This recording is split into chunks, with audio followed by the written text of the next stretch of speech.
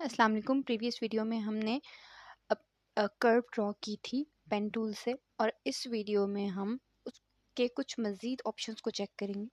सो इसमें हमारे पास ये एक ऑब्जेक्ट जो हमने प्रीवियस वीडियो में ड्रॉ किया था, इसका कलर हम चेंज करते हैं। सो ये आपके पास कलर अवेलेबल है, आप यहाँ से कलर पिकर पे जा कर के इसका कोई भी कलर आप चेंज कर सकते हैं, राइट। अब अगर हम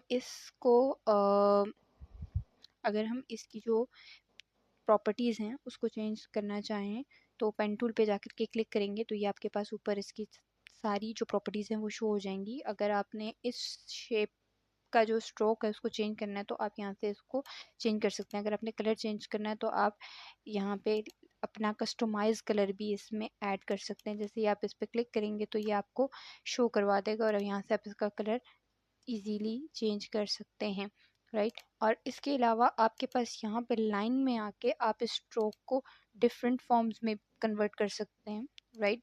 आपको जिस टाइप का स्ट्रोक चाहिए आप उसको ऐड कर सकते हैं, राइट।